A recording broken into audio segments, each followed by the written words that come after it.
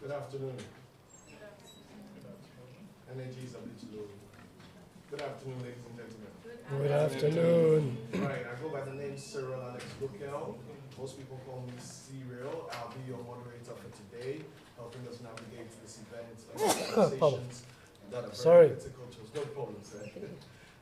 Welcome once again to Jambo Spaces, and welcome to this collaborative effort between the French, the Netherlands, and the European Union and their various embassies, putting together this very needed event to target this information, learn more about it, and figure out how we can navigate the world. Is accurate and also well-timed. Allow me to give an honorary welcome to the three ambassadors we have with us here. Ambassador, EU Ambassador to Ghana, Honorable Eshad Razali. A round of applause, please. French Ambassador to Ghana, Jules Aman Anyambusu.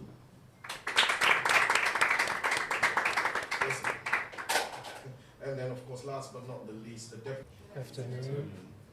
To the wonderful ambassadors and to the celebrities and all protocols observed, I'm sure we all have an idea why we are here, but if for any reason you don't, let me just give you a sneak peek into why we have gathered here this afternoon. My name is Nathan Gaduga. I am editor for Dubawa, Ghana. Just a couple of days ago, we attended an event in which the Electoral Commissioner Deputy was present. And one of the challenges, his biggest fear at the program was to do with mis- and disinformation ahead of we had global experts who have announced that mis- and disinformation is the global risk, the biggest threat to democracy across the globe. And they rate this risk higher than that of conflict. They rate it even higher than that of climate change. It tells you the extent to which people see what this and misinformation is. And just last week, I attended another program in which the National Media Commission actually launched an app which is to combat mis- and disinformation ahead of the elections. And one of the things that the Executive Secretary for NMC, Mr. George Sapon, talked about was the threats, the foreign information manipulation interference, which is FIMI, which is a very insidious form of mis- and disinformation. I'm sure with what I have said so far, one thing keep running through this information. And as a fact checker, I have lived every single day seeing the manifestation of how mis- and disinformation is playing out in this election and how we are trying very much in our own small way to combat it. But just a couple of weeks ago, we had the Team European Union, together with their allied Netherlands embassy, who thought it wise that it was good enough to support the campaign against disinformation and then put in all the efforts there is in order to help fight this canker. So together we have come up with a campaign, and the campaign is tagged "Check the Facts and Don't Get It Twisted." So if I say check the facts, just respond by saying don't what? Don't get it twisted. So check the facts. Don't get it twisted. Don't get it twisted. Check the facts. Don't get it twisted. Okay, so the campaign objective is basically to raise awareness about the impact of this to be successful. We need faces behind it. And not just faces, we have celebrities who people look up to. They are influencers and they are supposed to be, and we are going to use them as arbiters against disinformation. And so I know Jambo Spaces are here. They are the ones who are actually executing this particular campaign, and I know Natasha will take her turn and will run you through the activities that we need to engage in order to fight disinformation. So just to round up, all we are here is to put all our efforts together to run a massive campaign, promote awareness about disinformation and how it's manifesting within the Ghanaian echo with this campaign. And may I think I'll just hand over to Natasha to run us through the specific campaign activities and who these celebrities are. I'm sure you want to know. We've seen quite a number of popular faces now, but hey, we have quite a number of them. So Natasha will just run us by who and who are involved and then the activities involved in it. Thank you so much.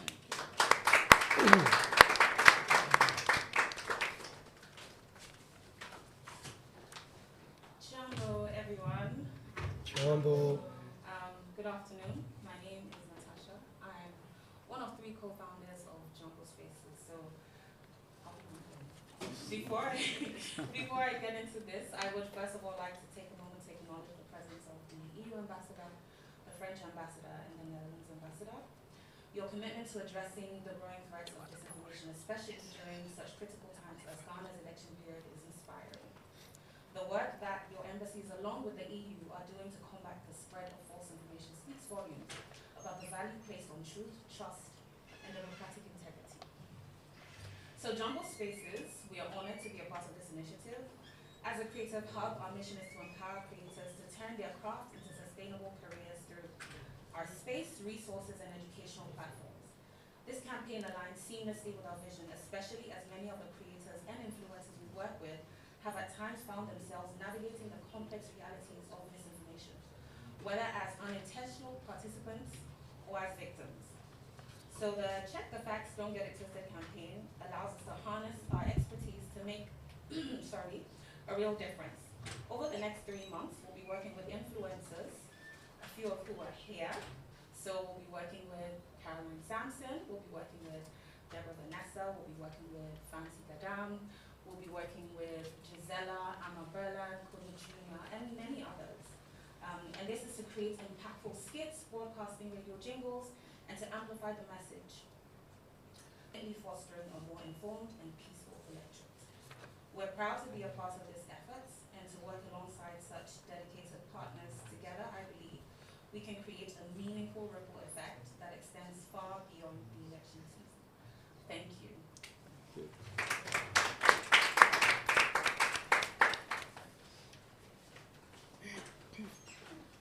Okay, so I think we're off to a great start. Again, do we remember the slogan, Check the Facts? Don't get it twisted. All right, cool, so we're still on course. So I'm going to have to sit down with the ambassadors and we're going to get into it, questions, conversations, and make our way to the truth, right?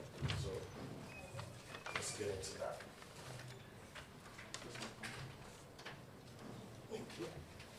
Hello, hello. Excellent.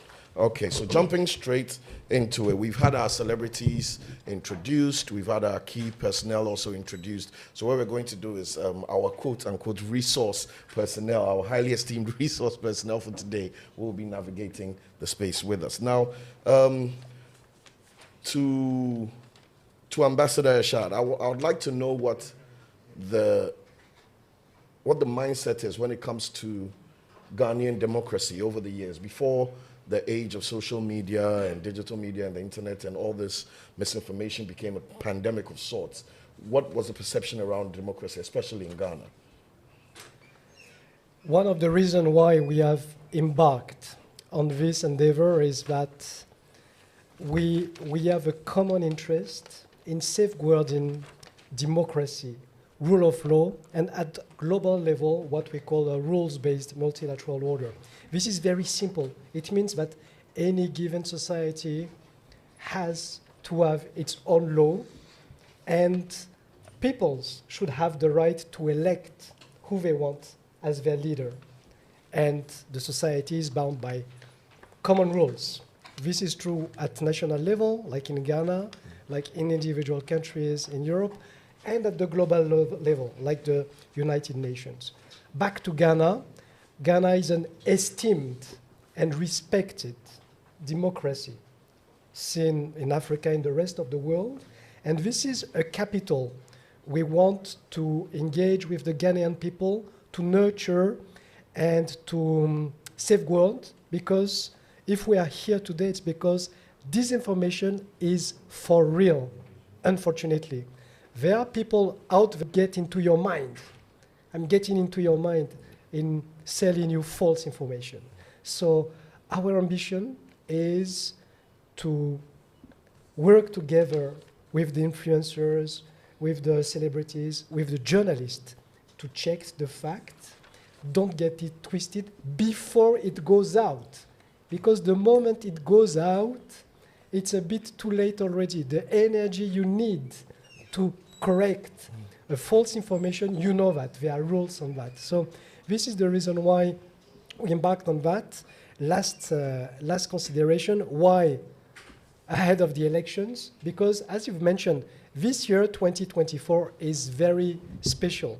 There are 83 elections in 78 countries in the world. I think it's been said that more than two-thirds of the humanity this year is undergoing elections. This is something that has been requested by your national authorities, that the European Union international partners are supporting them to fight against disinformation, especially during the elections. This comes from the electoral commissions. This comes from the highest authorities of this country. And let's see. We are maybe here to engage in a longer term on that, because disinformation will not stop after the election, unfortunately. With the elections being the focal point for now, within the EU, what would you say the impact of disinformation has been thus far? I think my French colleague will testify that disinformation is real. It is affecting all of us. It has been affecting European democracies. As we are speaking, every day we are watching we are scrolling, we are doom scrolling or whatever, on the timeline. Opening up the newspapers. We know for a fact that some of the information there are not true, or has been twisted in a specific way to create, once again, confusion. So this is something we are grappling with, and this is a common endeavor. It's not only for Ghana or for Africa. We are here because we know that we have been exposed. We have developed some strategies to prevent, to counter, etc., and we would like to share best practices and once again support the goodwill of the guests today and the participant of the program, to give them tools. It's about having the proper tools, having the proper mindset in order to prevent it before it's happening. Excellent. To the French ambassador, I would like to hone in on 2017, where they say the best way to learn is experience. And I think France has had its fair share of experience when it comes to this. So if you could spotlight some of the experiences and the learnings that came about from the presidential campaign in France, especially with the disinformation and misinformation. Thank you. First of all, I would like to thank Ambassador Razali for being at the heart of this initiative with Jambo's team. Not only to meet and discuss, because the challenge at stake are probably one of the most important. One of the DMC, I mean that it was DMC who said that maybe fight misinformation, disinformation is probably the most difficult challenge, because the climate change, if we are serious and committed, we can work on it. Difficult to shift the mindset of each of us. Meanwhile, fake news, disinformation, misinformation are spreading. And it's true that in 2017, during the presidential election, we experienced, not for the first time, but it was in 2017 that at that level, France really faced this challenge. And maybe start talking about how this progressively appear during the campaign. One of the main targets of those who in 2017 tried to influence the French voters, the main target was Emmanuel Macron. Emmanuel Macron was a young candidate. Nobody knows him apart from Irshad. Irshad is a French high civil servant, so he knew about Emmanuel Macron. But seriously speaking, he was a new candidate. And the campaign going, he became not only a challenger, but a potential winner.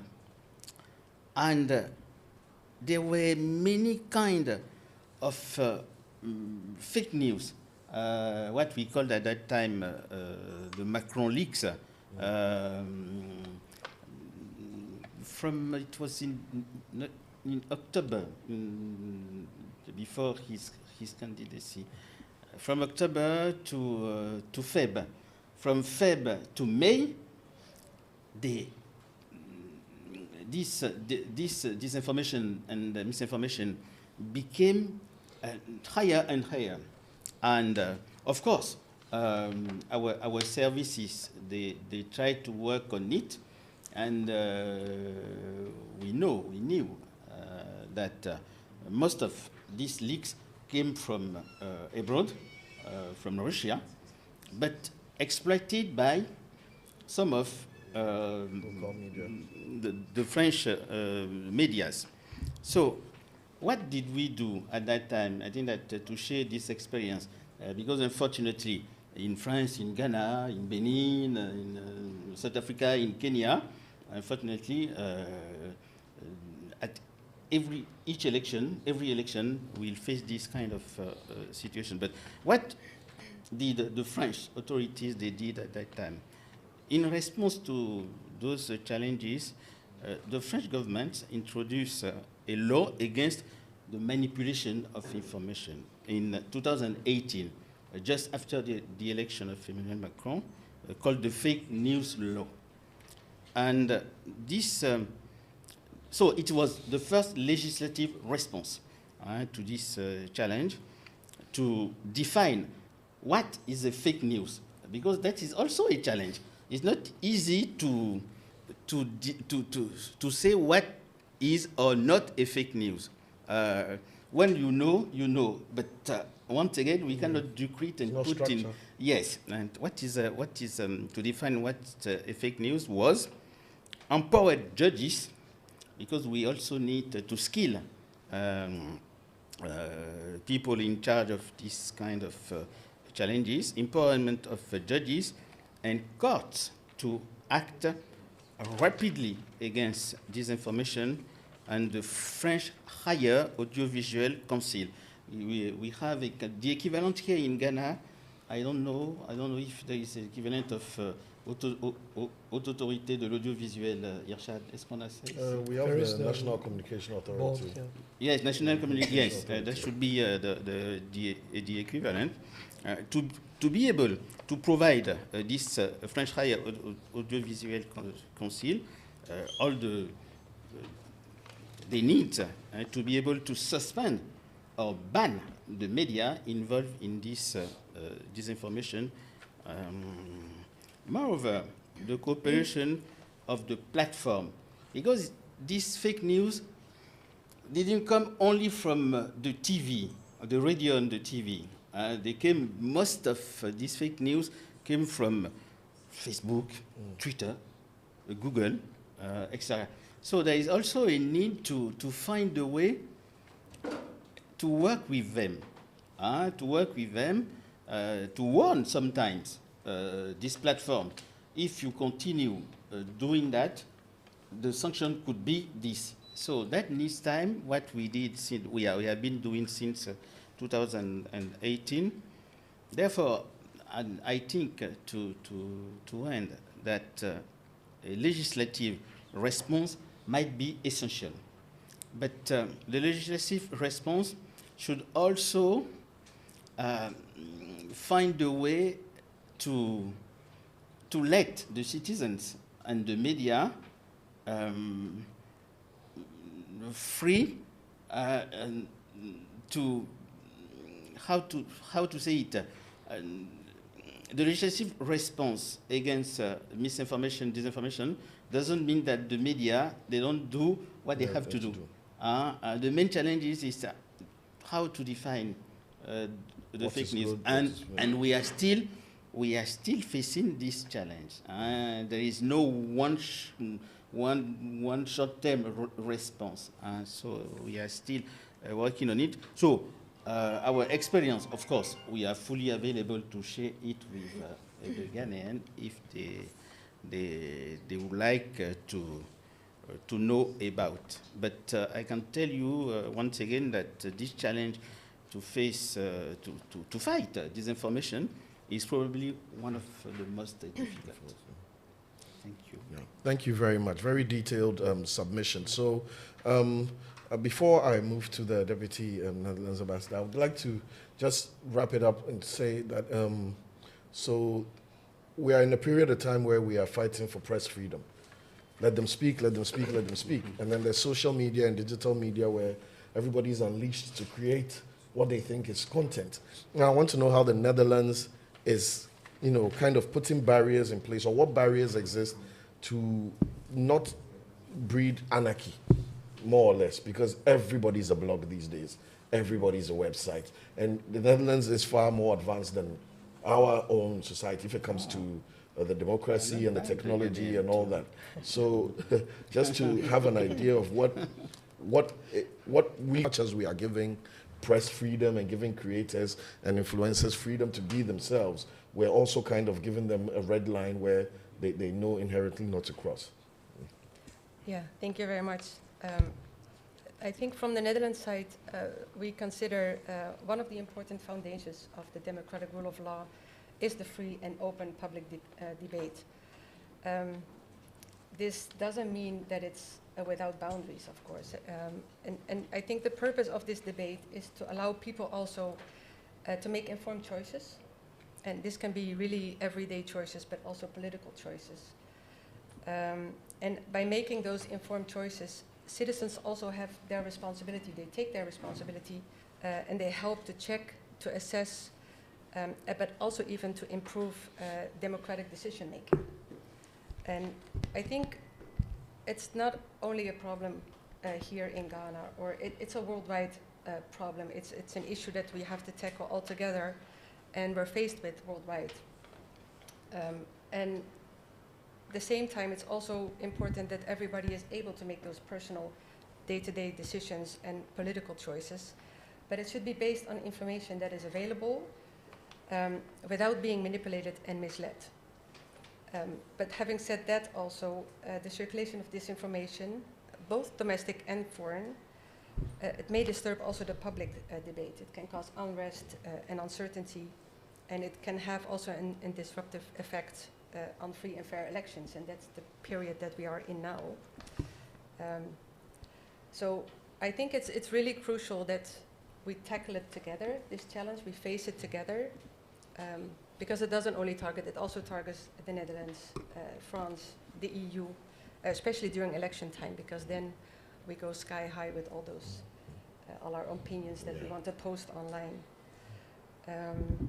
And I think also, because I checked it up before we came here, and it's really interesting to know, because we've been just discussing it a little bit already, but according to the World Economic Forum, the Global Risk Report of this year, misinformation is qualified as the most severe global risk, at least for the coming 2 years. And it's even a higher risk than, they say, armed conflict or cyber insecurity, extreme weather events. So I think it needs our attention. May I chip in just shortly, because what Wendy raised is very, very important, because we don't want to leave from this event. It's not because we don't like something that it's a fake news. Yes, yeah. Okay? Yeah. And this is very important. Yeah. And no one would challenge and would go against press freedom freedom of expression information. On the contrary, we need more reliable information. It's just about that. It's not because there is something that you say about X and Y that he or she doesn't like. This is a fake news. At the same time, it's not because so-and-so is not an institutionalized journalist, he or she not have a space to express, but the moment the information that is shared or the piece of element that is shared is not true, or sometimes it's malicious, intended to erode the trust of an institution or the image of a personality or the cohesion of a community, there, this is a problem. And this problem has to be tackled together from different angles. Thank you. If we could please put our phones on silent for the rest of the session, that would be great. I wanted, the French ambassador mentioned something about foreign entities also manipulating the news. Now, we have a kaleidoscope of issues where there's a content creator who's creating clickbait because he needs engagement. There's a blog who needs readers, so we'll put a misleading headline. Then there's a criminal mastermind or a foreign entity who is trying to sway an election for whatever cause. Now, despite the fact that these are all misinformation and disinformation, on the threat scale, quote unquote, and this is for Ambassador Eshad, looking at on the threat scale, what would you say would be the priority in clamping down on misinformation and disinformation? Because it seems to be coming from all angles. There must be the small fish and then, the big whales in this. And what do we do in targeting those big whales to make sure that, the ripple effect doesn't trickle down to our timelines and our mobile phones and our WhatsApps and all this? Yeah. I just want to know what is the main threat? Is it the organized agencies that are pumping this out, or is it the people who are taking advantage of the freedom of information to create whatever for their own personal engagement? Yes, please. No, I think it's different threats with equally important or concerning consequences, because I alluded to the fact that there are intended campaigns organized by well-known entities from outside with internal, possibly, I'm not speaking only on Ghana, with local proxies, whose agenda is very clear, is to erode the very social fabric, erode the trust in institutions, erode democracy, because this is their agenda. Yeah, Their agenda is to create authoritarianism and clamp down on democracy and, shut down on democratic actors. So this can be as brutal as that. It's very bad for societies. We've been in Ghana for long now, and we know that the Ghanaians cherish their liberty, cherish the safety and security, cherish their freedom of expression for good reasons. It's better to be in a society like Ghana than to be in a society who does not enjoy those rights for your own personal benefit and for the benefit of the whole society. So I think the two are communicating.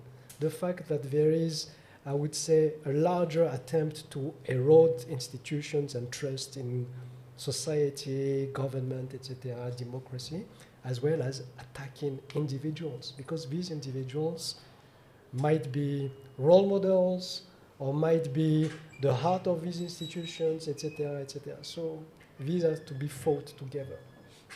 For Ambassador Jules, I just want to know if, would you say in our bid to allow freedom of information, access to the tools to communicate and create information, that we might have opened the floodgates too wide? Because when we had a more traditional news stream or a more traditional mediascape, yes, there was still manipulation, but it was a bit more difficult to get 2 million people to buy into a false narrative. But now with a tweet, I can affect the stock market. So in our bid to make everybody part of the narrative, democracy, freedom, blah, blah, blah, would you say we've opened the floodgates a bit too much? No, I don't think so, because we have to live in our world knowing that the reality is changing. We cannot come back to the old world where there was no Twitter, no X, no Facebook. Ambassador Razali has said the most important. We need to fight both personal attack, but the most important, because personal attack, the role model are targeted. If you are a true role model, you can find the way to defend yourself, even if at the end of the day that could damage or undermine your image. The most important, to me, the most difficult challenge we have to face, and for that education will be key, not education at the university, but education by all the ways. The most important difficulty, Irshad talk about undermining democracy, peace and stability. Yeah. Because not only in France, in Europe, you know, the Western country, why people in the Western country, they were so attached to democracy, peace, because they have, at that time, even currently, have jobs, education, health services, etc., etc. So the attachment to democracy, one of the reasons is because of that. The fake news, I don't want to name especially one country. In France, in all the EU state members, they try, according to the news, to the situation of each country, try to find fake news that cannot allow you and I to be moderate. We have to say black or white. You cannot build any community, human community like that. You need to listen to those who do not think like you. And this fake news system is to undermine any possibility to be moderate, to create two camps, the first one against the second one. So that is the biggest risk. And to challenge it, to face it, let me tell you what I honestly think. I think that by opening our mind, each of us, we need, all of us, not more education, but to know about how the world is going. That means to read, to have different sources of information, not only stuck on Facebook or Instagram, Or X, or some pressure in the US, UK, selling bad news, fake news, etc. I know that is very, very, very demanding, but maybe it's one of the ways. And the school too, at school, our children, the pupils, to create the moment that also need to adapt our system of education. The sooner the better. If not, at 20, at 18, it will be too late. I don't want to name him, but when one human being can be owner of one of the most influential, you see what? I don't want to name him. I don't want to give him that spotlight, this honor. Meanwhile, what could we do? To ban X? Who will decide the banning of X? Would it be fair? Would it be unfair? But you should also said something. We need to be balanced by fighting against fake news, to not do anything that could appear like we are also fighting the freedom. The freedom. Yeah. The freedom. So that is the main challenge. And the so developed country, they are more at risk than you can imagine. they are more at risk than the developing country to face this challenge. Yeah, maybe I can add a Yeah. little bit on Yes, that please. because I completely agree. But I think disinformation has always been there. I think only the platform now is bigger and faster. I mean, it's almost uncontrollable, which also requires a more diverse responsibility as well. In these days, if we read it, we're all responsible for countering the disinformation. Not only the one who posts the information, but also the one who reads it, who spreads it again. And I think also to counter disinformation, we need a really broad media landscape. We still need the journalists that do fact-checking. But maybe in this situation also, we're all, as a citizen of the world, we're all fact-checkers now. We have to have this awareness of, is it real or not real, what I'm reading? And there was a study in 2022 by the Dutch Media Authority in the Netherlands, and they did some research, and 35% of the respondents were worried, concerned, if what they read on the internet, it was true or false. And then you can say, okay, 35%, that's a good score, but still, you could also indicate that 65%, they were not wondering if they were not critical. Which could be more dangerous. So I think we should really also take this shared responsibility. Yeah. We're all journalists now. We're all fact checkers, and I think that's also good that we don't Now- get it twisted now. Now that we've established the framework around the problem and the challenges, I'd like us to touch lightly on the consequence. So let's say, for the sake of example, let's say I put out misinformation towards an election.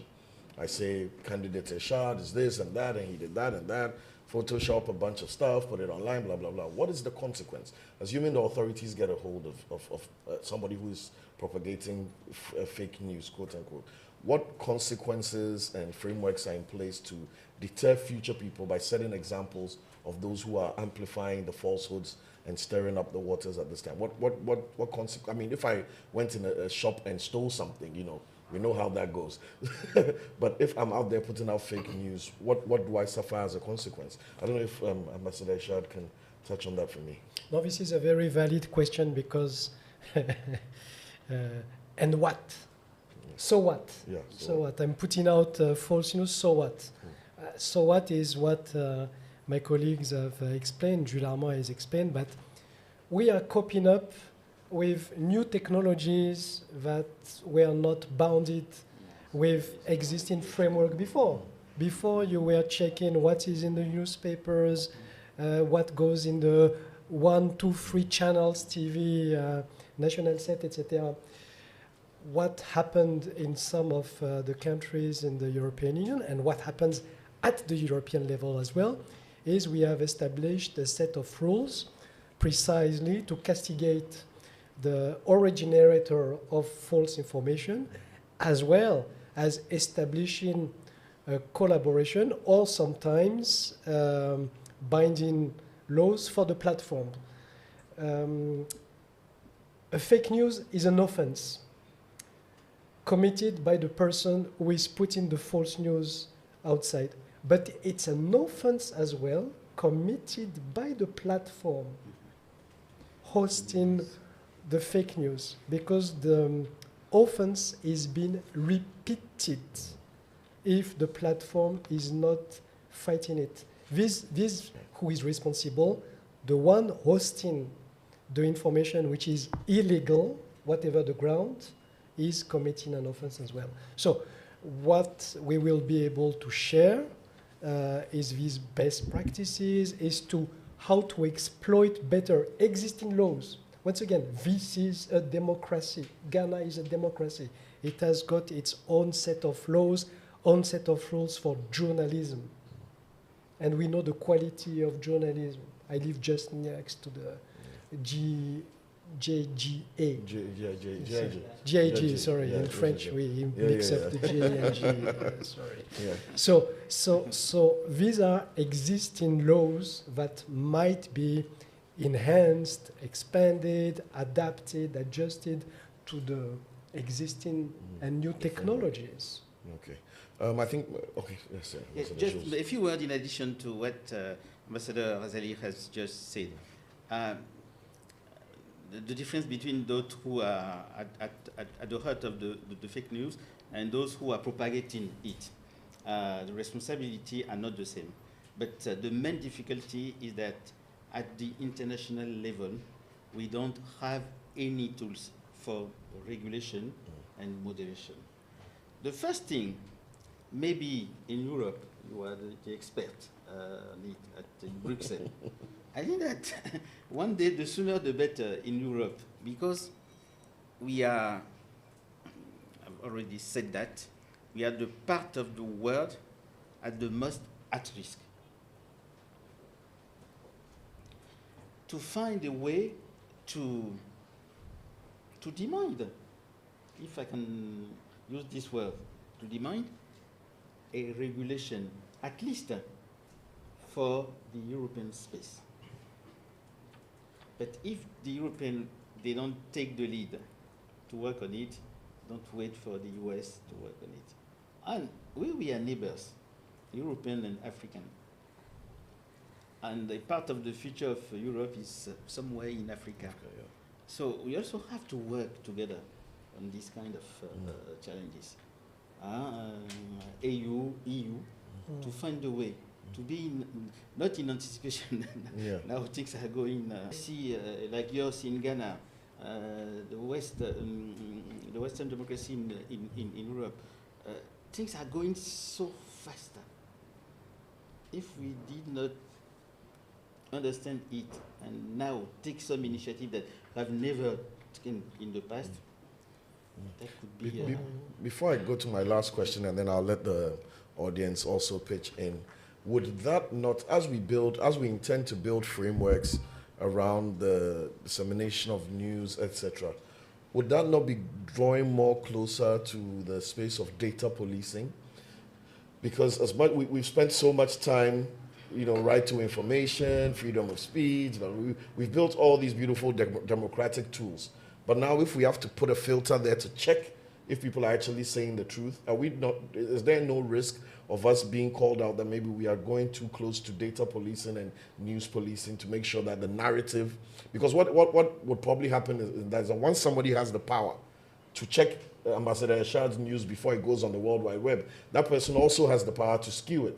So, it's a chicken and egg kind of thing. Is there any risk on that?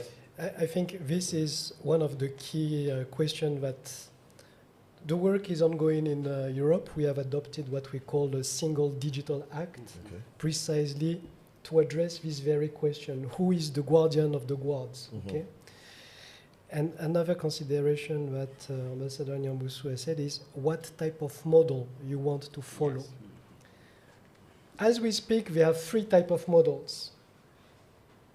I have one I really favor for obvious reason, and you will understand why. In, let's say, North America, you have a model which is mostly focused on the business case.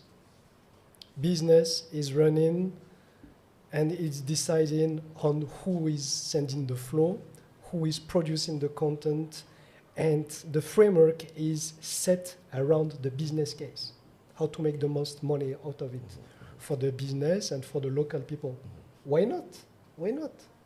Another model coming from eastern side, larger eastern side, is state-centered. The state is the one to dictate which outlet are available, in which part of the city, and what can the citizen access to. That's what we have to There are talk countries, about. there are countries where, in this part of the world, you cannot access Google or you cannot access this type of, I would say, larger platform, because the state say, no, this is against what we believe the citizens can and should access to. And there is a third model, which is centered on the rights of the citizen. First, not the rights of the business, not the rights of the state, the rights of the citizens, protection of its data, because Data these are very complicated discussion, but it is said that nowadays oil and value is the data. Yeah. So first and foremost, a set which protects your data and which creates the space for freedom of expression while protecting as well the integrity of the value of the information which is flowing. So needless to say, I'm more, I would say, attached to a model which values the rights and the value of the citizens more than other models. The business case, all of It's this. maybe the more challenging. It's Yeah. the most challenging because it's less Yes, easy. yes. It's less easy. Yeah, and it's less easy. While we're protecting the rights of the citizen and the individuals, there's an even bigger amplification to the problem. Yesterday, I watched a music video that featured Donald Trump, Kamala Harris, Putin, Elon Musk, and a few other people in the music video. And it was all created with AI. And the creator tweeted it and said, "This took me 15 minutes." Oh, well.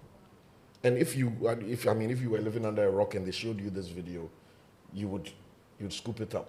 So how, as we are amplifying AI and clapping up all the wonderful things that AI can do in space travel, in medicine, and in science, all that, it's also a very dangerous tool when it comes to mis and disinformation. Is there any specific, focus on that as maybe the next phase of all this? Because now we're still crying about the blogs and the X accounts and, people using bots and fake accounts, and these seem very pedestrian if you compare them to the computing power of AI. So I don't know, anybody can take this. This is my personal No, question right, to the about board. artificial intelligence. We cannot, as I've already said, it's a true reality. We cannot come back. To me, the most important is not worldwide, but to find some spaces, some area, to start building effective regulation, and why not regulation, moderation, and sanction? Because there are things that we can start with to have an idea. Say, okay, I don't like this president because what he's doing, I don't appreciate. That is not a fake news. But racism, anti-Semitism, xenophobia are not ideas that are banned by laws. And when you can see that on some social media, daily, every hour, maybe we could start with this. We could start with something. Even in the US, I don't think that to say that I'm a racist is allowed by the law. No. I don't think so. No. So we can try to start with simple things. And what is maybe difficult to define as idea of fake news, because there are many things. We don't know where is the border.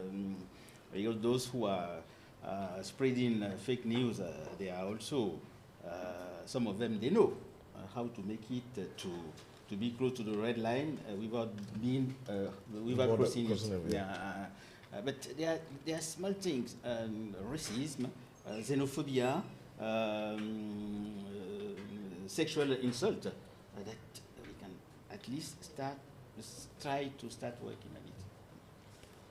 That is my Just one word on AI. It's exactly the same conversation. If free models, some believe with AI we can be immensely rich. Let's go on.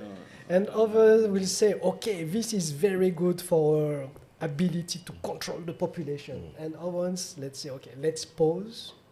Let's see how to use it to the best interest of our citizens. Deputy Ambassador, just a quick one, then we can go to the guest. Do you think AI can be turned around to be the solution to dis and misinformation? Oh, we cannot stop it anymore. But you know what they say, it takes one to catch one. So I think maybe this is a good call for the youth as well. I'm not looking at us here, but I'm looking at the youth. Still young. Yeah. Forever young. Sorry. Forever young, eh? No, but if you want to understand it, you have to understand how it works, and then you also know what to do to counterfact it and to return it, turn it around. It seems to me that your question is how to say it in French, second degré. No, is Double chicken tongue. Oh, okay. Yes, a very Tongue in smart cheek, question. tongue in cheek. Yeah. Because if maybe I'm also thinking too much, why not artificial intelligence one day to be the main tool for detection of fake news? Yeah. Currently, it's not the case. But why not? One day. It's possible. Yes. It's possible. I mean, it's possible, and hopefully we'll invest in AI to be a tool of progress and not destruction. Yeah. Thank you very much, ambassadors, for your astute insights and your answers into this very, very dicey topic. It's definitely something that the world all over needs to pay keen attention to. We've seen the effects of mis and disinformation firsthand across various countries, even in our own country. As we gear up for elections, we've seen the kind of things that are going around and the potential for even more damage, even though we pray against such things happening. I think it's been a great honor having your presence and having you speak to these issues. If you don't mind, I'll take a few questions from the guest, and then we'll take it from there. So please. Nathan? Yeah. Okay. So you talked about the impact of disinformation, especially with state institutions losing their trust as a result of persistent disinformation attacks against them. But there's something that we are picking up across the fact-checking space, and it is the continuous rise of the disinformers. Once they are able to make state institutions lose their trust, citizens then began to have trust and faith in them, even to a point that they are able to declare strikes and demonstrations, and citizens don't go to work. We have an example in Sierra Leone, a gentleman called Adebayo. Adebayo is in the Netherlands, actually, and he is able to declare strikes and demonstrations in Sierra Leone, and Sierra Leoneans obey, just because of the kind of trust that and faith that people in Sierra Leone are beginning to have in him. There's a similar thing in Nigeria. There's a gentleman called Simon Eke, who is also leading the Biafra separatists, and he also is adopting similar strategies. He's also not in Nigeria. I'm not too sure exactly which country he is in, but the trend is similar. Even in Ghana, we have examples of people, disinformers, who are not in Ghana, but who are outside Ghana and are still churning out false information. So my question is, what would be the collaborative efforts from countries in Europe, as well as even in the African countries, so that we collaborate? That people like Adebayo and Simon Eke would be able to fish them out and then let them pay for the things that they're doing in the African countries. You take several, I think. Yeah, okay. So any other questions before we get the answers, or we are all updated on the right information? Okay, I think that's it. So people who are outside of the borders using superior technology and superior access to manipulate younger democracies. Ambassador? No, this is, I don't have the immediate response, but this is the illustration of the need for collaboration and compatibility of laws. Because if it's a crime, in, let's say, the example you've mentioned in Sierra Leone, then there is an international cooperation to address the responsible of, to address criminals It can be thief, it can be people who have committed other type of crimes, and that. So this is an area where this sort of collaboration and what we call international support in judicial matters has to be refined, expanded, and implemented. Okay. Thank you very much. I think that's a very accurate and concise response. Breaking the law is breaking the law. So Exactly. once you do it wherever you are, once the law applies, consequence will follow. Now, once we are speaking about getting access to the right information, sources are also critical, where you get the information. So please, some phones were ringing and I saw a few of us thumbing away, but let's connect with the embassies on their right and authentic platforms. So for the European Union, you can get them on Facebook and LinkedIn at European Union in Ghana, European Union in Ghana, that's Facebook and LinkedIn. On X and on Instagram, it's at Europe in Ghana. At Europe in Ghana. For the Netherlands Embassy, Facebook, LinkedIn is at Embassy of Netherlands in Ghana. X and Instagram, NL in Ghana. NL in Ghana. And then for the French Embassy, Facebook, LinkedIn, it's French Embassy in Ghana. Or, and it's written in French as well, so you'll see that. And then Instagram is France Ghana, and then X is France and Ghana. So these are the platforms that we need to stick to make sure that if we are getting any information about any of these countries or our partnerships or relationships with these countries, you can always go on there to make sure that you're not being misinformed or disinformed. I think that's also critical. Please, with a round of applause, help me thank our ambassadors for making the time off their busy schedules to be here with us. It's been an honor, and we are grateful for their insights. Nathan, would you like to give us the closing remarks on this, as I've handed it over? Thank you very much. Yeah, Nathan, Natasha, there is no Natalie or... So thank you so much. I think another round of applause would be good enough. I think it's been insightful. If you walked in here not knowing the impact of disinformation, at least with the conversation that we've had, you would know that this information is real. And a campaign like this, once again, I would mention it. Check the facts. Check the facts. Don't get it So twisted. this campaign is going to help us combat disinformation. Once again, thank you, ambassadors. Thank you, our celebrities, and thank you so much for coming for this occasion. And together, this is just the beginning. Okay, let's work together and combat disinformation ahead of this election. Thank you so much. Thank you. Merci beaucoup. Very interesting. Merci Mais bien. toi, tu as un peu d'argent pour faire bosser des jeunes Africains. Oui, on a ça, on est en train de préparer ça.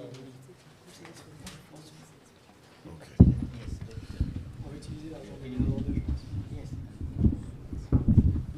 So while we wrap up, we'd also like to take some quick notes from our influencers. Caroline, please do the honors.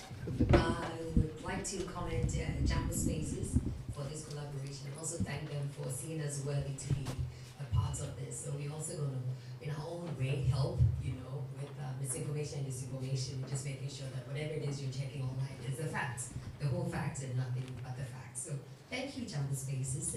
We will do our work this election season. Thank you. Good. Yeah, okay. So I think it's a wrap. Okay. Again, once again, ambassadors, thank you Thank very you. much. We know the schedules are crazy and we appreciate your Merci time beaucoup. being with us. We'll take a picture. Influencers, okay.